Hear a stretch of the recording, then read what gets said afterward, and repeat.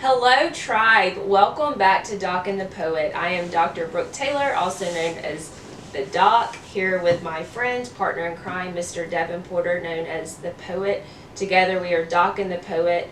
And how are you before we jump into today's fireside chat? You know, Brooke, I just thought of something. I like to give you a different answer. When Brooke asks me how you're doing, you don't always want to say good, fantastic, unbelievable, amazing. I'm supposed to be the poet, right? I mean, am I supposed to say something like really eloquent, like, philosophical? Oh, the birds are, like a sonnet or something? You know, I don't know. But okay, so for next time, I'm going to think of a very poetic way to say, Brooke, I'm awesome. It's great to be with you. It's great to see you. Yeah, we now demand that of you. Yeah, so, okay. I'm going to start writing. I'm starting brainstorming. Yeah. Today's fireside chat, the topic that we want to dive into in 10 minutes, is this idea of the national divorce. It was in the news, kind of in talking points, online, print, this idea of literally not the national divorce rate in terms of married couples, but the idea of a national divorce among the states. And so what is this, Devin? What do you think about it? Well, you know, Brooke, you know that I love books, obviously. And we've said this before, but if we could pan the camera around, you guys would see a room that literally there is no wall spaces. The room is entirely filled with books. Awesome. I've read a lot of speculative fiction novels. Okay. That, and what I mean by that is you know what they're positing the normal world that we live in now, and they're fast forwarding 20 years, and they're saying what they think would happen. And I've read several writers that talk about this, you know, and they talk about the fact that the U.S. Under certain circumstances might splinter into 4 or 5 different countries, you know, and if you think about it, it's cohesive. Is that you've got the Southwest has its own distinct culture and a lot of very common shared history. The sort of Southeast has its own, Northeast, and you can sort of go on from there, and there's cultural similarities, and that idea is not uncommon, and when Brooke and I first talked about this, I went and did a little bit of research, and I think you all know that I'm not going to give you specific numbers or things like that, because that's kind of not the kind of channel that we are, but I will say this. There were 2 polls, one of which was from a polling company that I don't know anything about. The other one was by, I believe, Rasmussen, which I do know has historically been a very reputable, company for polls. Both of these polls came out within a relatively close period of time, and both of these polls show bigger numbers than you would think that are supporting this idea of the national divorce, of breaking the country up into pieces, and. I think a lot of it's driven by social issues. I think some of it's driven by actual policy itself about sort of infrastructure, things like that. But I think one of the polls was that showed like 20% support, and another one I think was closing in on 30. And when you actually do the math, I mean that's 350 million people in this country. You end up with numbers like 50, 60 million Americans support the idea of a national divorce. And so Brooke and I look at that, and this is like right up our alley, because we talk about the toxic divide and ways to try to bridge it. So, having said that, Brooke, I mean, what are your thoughts in general about, do you think this is a likely thing to happen? I cannot look into a crystal ball and predict the future. I would say I would sit down, Doc and the Poet provides the platform to have a thoughtful conversation.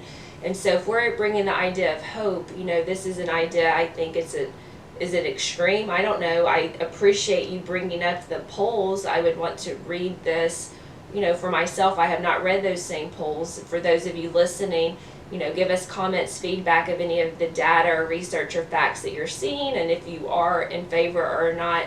I do think my question is in looking at the national divorce. I understand, and we understand. That's why we're here with Doc and the Poet, bringing a conversation back about the things that we feel convicted about, that are polarizing and dangerous, and not the America that we want to continue to inherit for ourselves, for our families, for generations moving forward.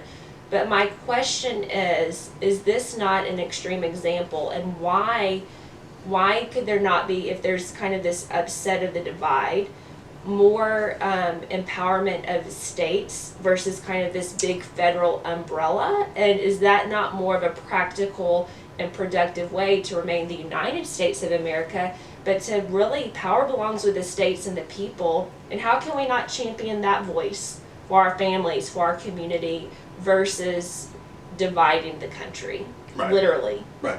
And we talk about the toxic divide. We all know what that is. It's cultural, it's political, yes. Social.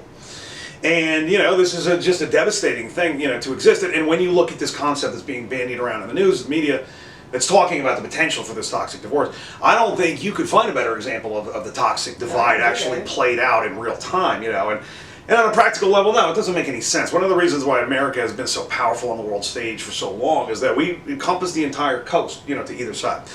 And Brooke, there's something that you've said a couple times that I always, sort of sticks with me, is live and let live. It's a very common phrase, and that's something that you really, it's a core value, for you. And when we're relating that, sort of jumping off your idea about the states, and this is something that I've said a couple of times, is that the U.S. is going to have a heck of a time progressing forward in a united way as long as the people in Massachusetts have a problem with the decisions that the people in Mississippi make. And as long as the people in Mississippi have a problem with the decisions that the people in Massachusetts make. These social issues are being used as a wedge to divide us.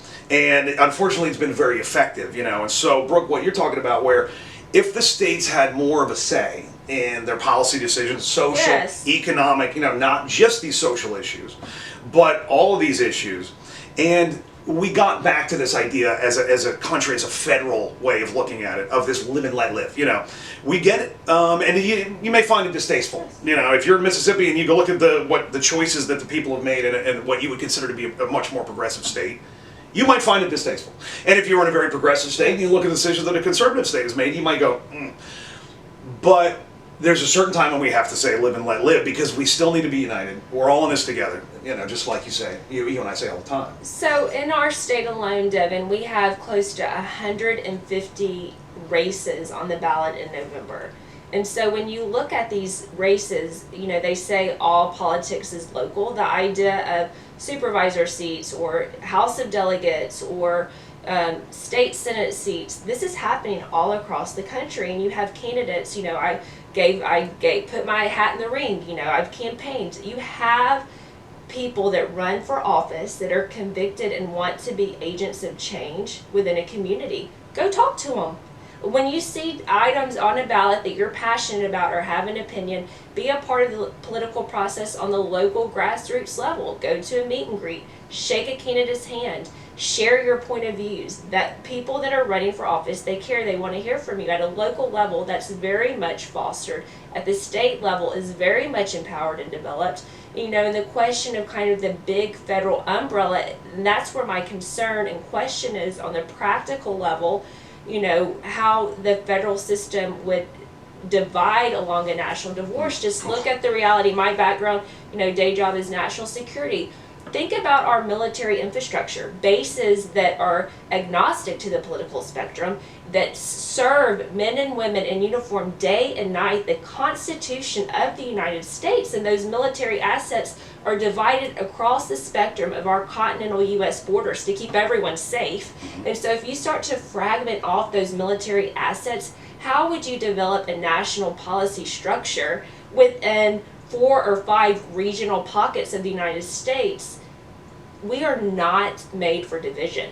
We are made for unity. And when the differences to the political spectrum come to play in the conversation, be involved in the process. Be a voice and a champion, I think, through these platforms and others. But I do question at large the seriousness implications of how that would be enforced, and view kind of this rhetoric as very inflammatory. Yeah, and we're a special case. The U.S. has always been a special case. And not because of who we are, but because we all believe in the same thing. We talked about this before, and we're one of the most diverse countries in the world, ethnically, religiously. You could slice it and dice it several different ways. And that is a strength for us, because we get the greatest of all the minds. We get the greatest of all the viewpoints that can come together and find the right way to go forward.